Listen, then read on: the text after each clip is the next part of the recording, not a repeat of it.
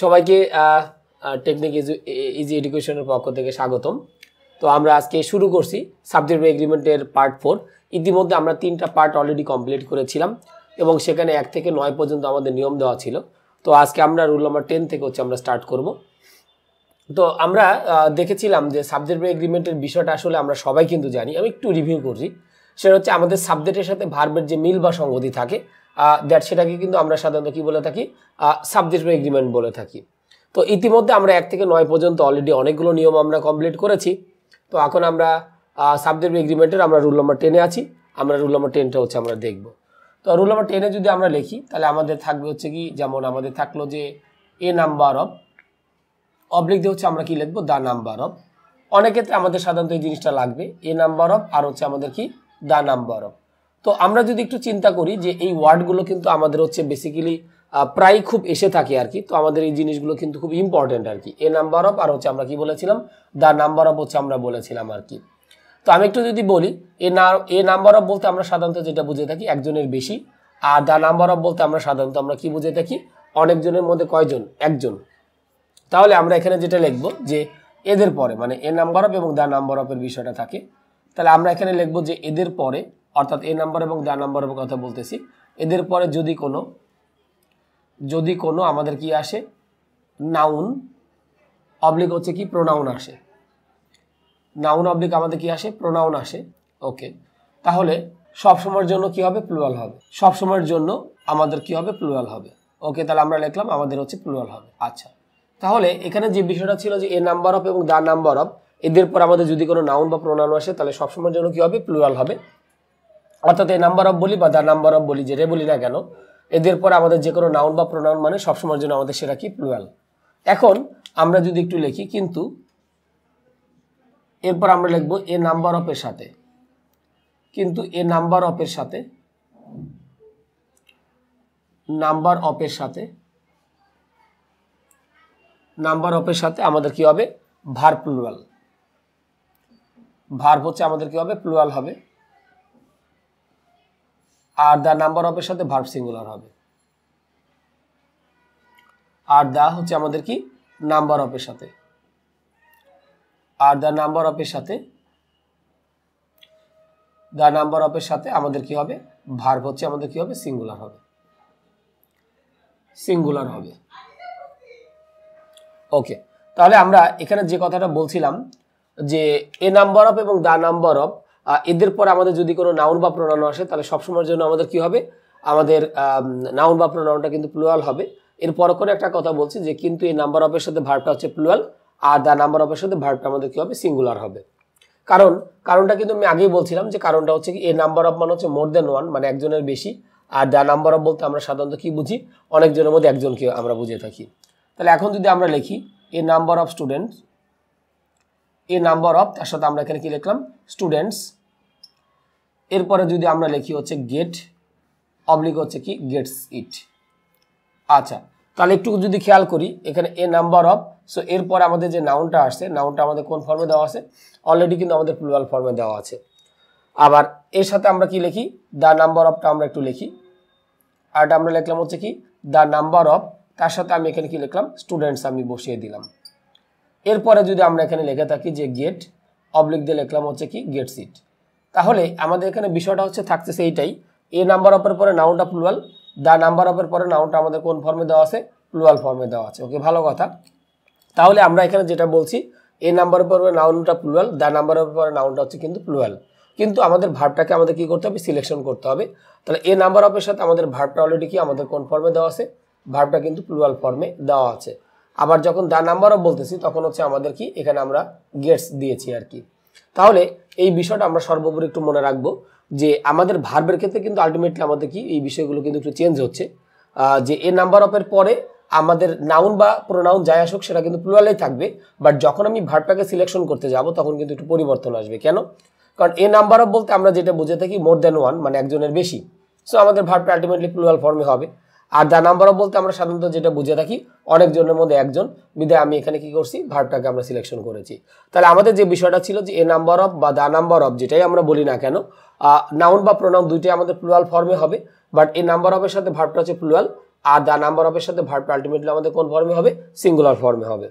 আচ্ছা, এরপর আমরা আসি হচ্ছে রুল নাম্বার হচ্ছে আমাদের 11। রুল নাম্বার 11টা আমরা একটু আলোচনা করি। তো রুল নাম্বার 11 আমাদের সাধারণত যেটা থাকবে সেটা হচ্ছে যে আমাদের হচ্ছে কিছু ইনডিফাইনাইট প্রোনাউন আছে, যেমন হচ্ছে আমরা যদি বলি, আমি একটু লিখে দিই, ইনডিফাইনাইট প্রোনাউন। তো আমরা জানি যে ইনডিফাইনাইট প্রোনাউন হচ্ছে মূলত হচ্ছে 12টার মতো, 12টা আছে আর কি। যেমন আমরা যদি এখানে লিখে থাকি এভরিবডি, তারপরে যদি আমরা লিখি হচ্ছে কি এভরিওয়ান, এরপর আমরা কি লিখলাম এভরিথিং, এভরি তার সাথে আমরা লিখলাম হচ্ছে থিং, একটা পারলে আমরা সবগুলো আমরা পাবো। এরপর যদি আমরা লিখি হচ্ছে এনিবডি, এরপর যদি আমরা লিখি হচ্ছে এনিওয়ান, এরপর আমরা লিখবো হচ্ছে কি এনিথিং। ওকে, লিখলাম।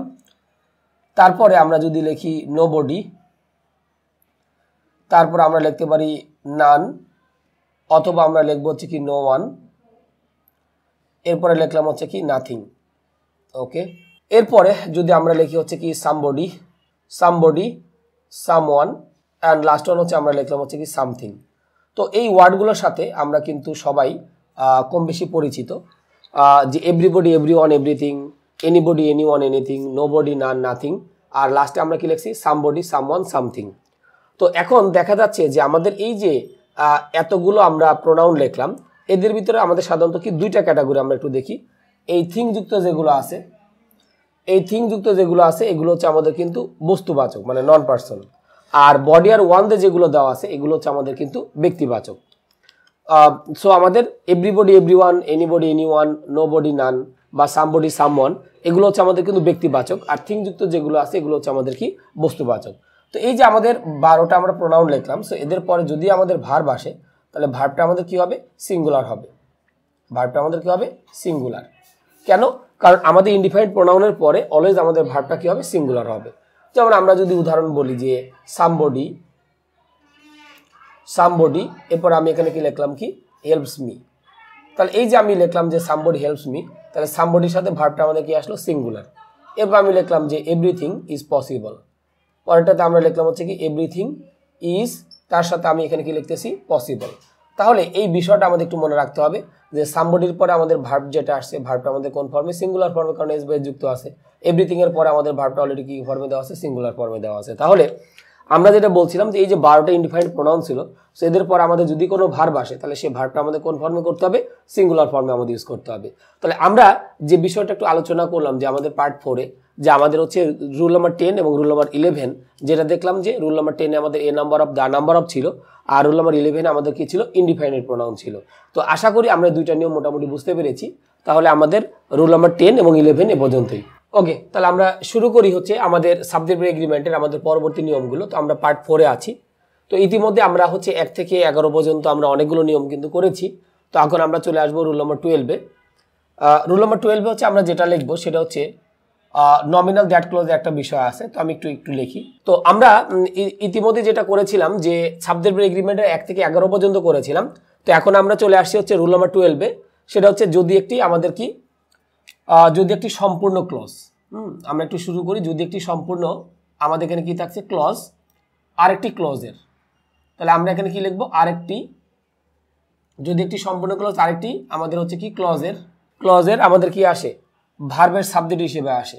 ভার্বের এখানে আমাদের কি হিসেবে আসে? সাবজেক্ট হিসেবে আসে। তাহলে আমাদের পরবর্তী ভার্ব সবসময়ের জন্য কি হবে? সিঙ্গুলার হবে। তাহলে পরবর্তী ভার্ব আমাদের সবসময়ের জন্য কি হবে? সিঙ্গুলার হবে। সবসময়ের জন্য সিঙ্গুলার হবে। আমি বিষয়টা একটু বুঝিয়ে দিচ্ছি। সিঙ্গুলার হবে অর্থাৎ আমি এখানে যেটা বলছিলাম, যদি একটি সম্পূর্ণ ক্লজ আমাদের আরেকটা ক্লজের কি হিসেবে আসে? ভার্বের সাবজেক্ট হিসেবে আসে, তাহলে আমাদের পরবর্তী ভার্বটা আমাদের সবসময়ের জন্য কি হবে? সিঙ্গুলার হবে। এখন আমি একটু দেখিয়ে দিই।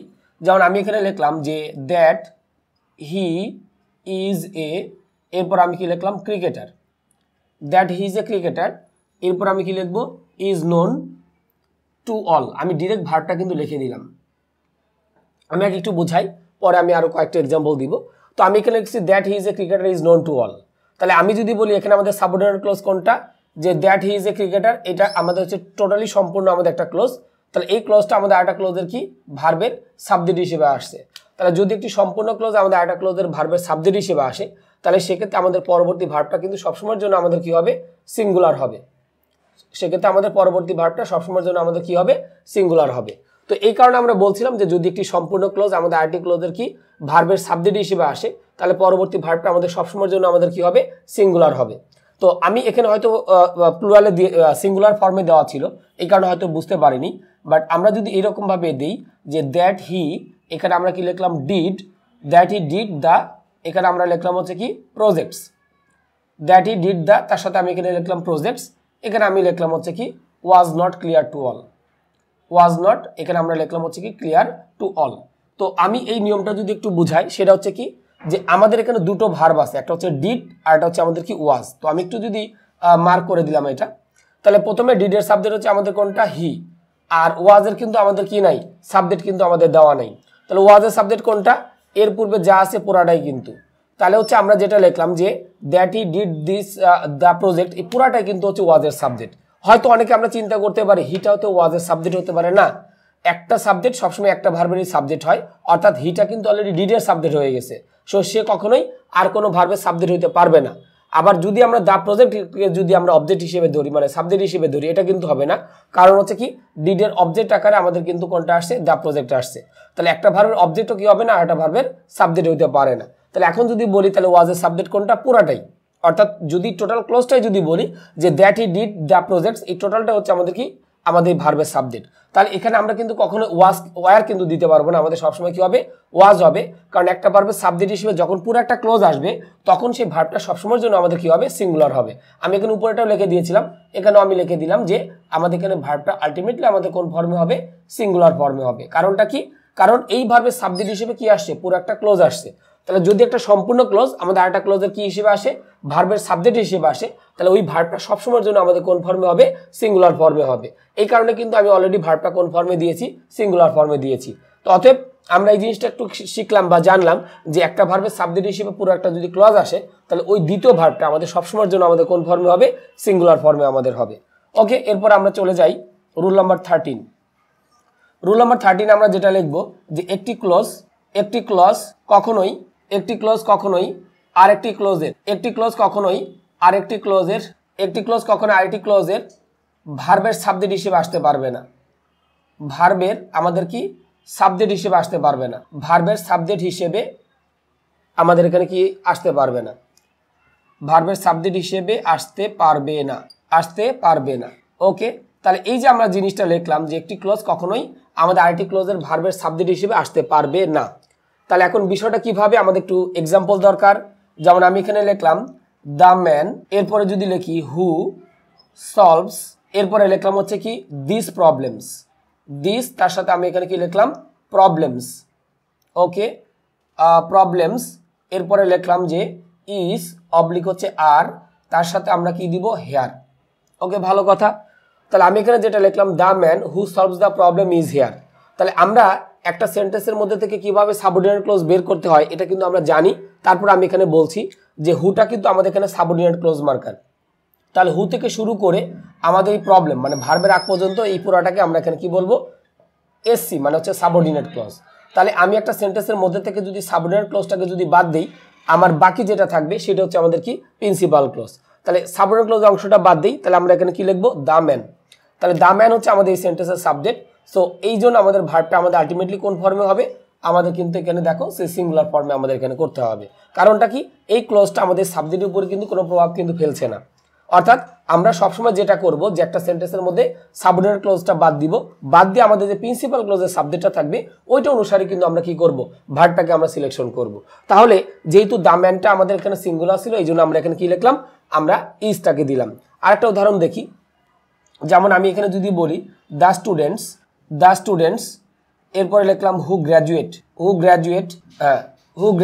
এরপরে লিখলাম হচ্ছে কি ফর্ম দিস ইনস্টিটিউশন, ফর্ম তার সাথে আমরা কি লিখলাম দিস ইনস্টিটিউশন, এখানে আমি লিখলাম হচ্ছে কি দুটো অপশন যদি দেই কাম অবলিক দিয়ে আমরা লিখলাম হচ্ছে কি কামস হিয়ার। ওকে, তাহলে আমরা এই বিষয়টা যদি একটু খেয়াল করি দ্য স্টুডেন্টস, এরপর আমরা লিখলাম হচ্ছে কি who graduate from this institution, comma oblique দিয়ে আমরা কি লিখছি কামস হিয়ার। তাহলে একটু যদি খেয়াল করি যে হু থেকে শুরু করে ইনস্টিটিউশন পর্যন্ত পুরাটাই কিন্তু আমাদের এখানকার হচ্ছে কি সাবঅর্ডিনেট ক্লজ। তাহলে আমরা এই অংশটুকু যদি বাদ দিই তাহলে আমরা কি পাবো, প্রিন্সিপাল ক্লজের সাবজেক্ট পাবো। তাহলে আমাদের প্রিন্সিপাল ক্লজের সাবজেক্ট কোনটা, দ্য স্টুডেন্টস। তাহলে দ্য স্টুডেন্ট যদি আমাদের সাবজেক্ট হয় তাহলে ভার্বটা আলটিমেটলি আমাদের কোন ফর্মে হবে, সিঙ্গুলার ফর্মে হবে। সরি, দ্য স্টুডেন্টস হচ্ছে আমাদের প্লুরাল, তাহলে সাবজেক্ট প্লুরাল মানে আমাদের ভার্বটা কিন্তু আলটিমেটলি কোন ফর্মে করতে হবে, প্লুরাল ফর্মে করতে হবে। তাহলে আমরা এই সাবঅর্ডিনেট ক্লজের অংশটুকু কিন্তু আমরা কি করলাম, বাদ দিয়ে দিলাম। বাদ দিলে আমরা কি পাচ্ছি, প্রিন্সিপাল ক্লজ পাচ্ছি, দ্য স্টুডেন্টস। এটাকে আমরা এখানে কি লিখলাম, আমরা অলরেডি ভার্বটাকে আমরা সিলেকশন করলাম, এখানে হচ্ছে কি কাম। তাহলে আমাদের কাছে বিষয়টা কিন্তু মোটামুটি ক্লিয়ার। এবং 12 এবং 13 কিন্তু খুব ইম্পর্টেন্ট একটা জিনিস, আমাদের প্রায়শই কিন্তু এই জিনিসটা লাগে যে আমাদের প্রথমটাতে ছিল নমিনাল দ্যাট ক্লোজ, মানে হচ্ছে যদি একটা সম্পূর্ণ ক্লোজ আমাদের একটা ভার্বের সাবজেক্ট হয় তাহলে ভার্বটা সবসময়ের জন্য আমাদের কি হবে, সিঙ্গুলার হবে। আর আরেকটা জিনিস যেটা আমরা দেখছি যে একটি ক্লোজ কখনো আরেকটার মধ্যে আরেকটা ক্লোজের ভার্বের সাবজেক্টের উপরে কোনো প্রভাব ফেলতে পারবে না। তাহলে আমরা যে কাজটা করব যে আমরা একটা সেন্টেন্সের মধ্যে থেকে আমাদের প্রিন্সিপাল এবং সাবঅর্ডিনেট এই দুইটাকে আমরা আলাদা করে ফেলবো। আলাদা করে ফেলার পরে যে কাজটা করতে হবে যে আমরা সবসময় কি প্রিন্সিপাল ক্লজ অনুসারে, প্রিন্সিপাল ক্লজ সাবজেক্ট অনুসারে আমরা কি করব, ভার্বটাকে আমরা বেসিক্যালি সিলেকশন করব। তাহলে আমাদের কাছে বিষয়টা কিন্তু এখন ক্লিয়ার যে আমরা 12 এবং 13তে মোটামুটি যে জিনিসটা বুঝতে পারলাম আমাদের কাছে খুবই ক্লিয়ার এবং খুবই দুটো ইম্পর্টেন্ট জিনিস কিন্তু আমরা আলোচনা করলাম। তো আমাদের সাবজেক্ট বা এগ্রিমেন্টের আমাদের হচ্ছে কি পার্ট 4 আমাদের এতটুকু পর্যন্তই থাকবে। তো আশা করি আমরা ভিডিওটা সবাই খুব মনোযোগ সহকারে দেখব এবং টেকনিক ইজি এডুকেশনের সাথেই সবসময় থাকবো, কারণ আমাদের এই প্রচেষ্টাটা তখনই সার্থকতা থাকবে যখন কারো বিন্দু পরিমাণ কোনো উপকার হবে। আর যদি কোনো সমস্যা বা যদি আমরা কোথাও না বুঝতে পারি অবশ্যই কমেন্টে আমরা সেই প্রবলেমগুলো তুলে ধরবো, আমরা চেষ্টা করব সেগুলো সলভ করার পর্যন্ত। তো আমরা পার্ট 4 এখানে শেষ করছি, নেক্সট পার্টে আমরা নতুন কোনো টপিক নিয়ে আমরা শুরু করব।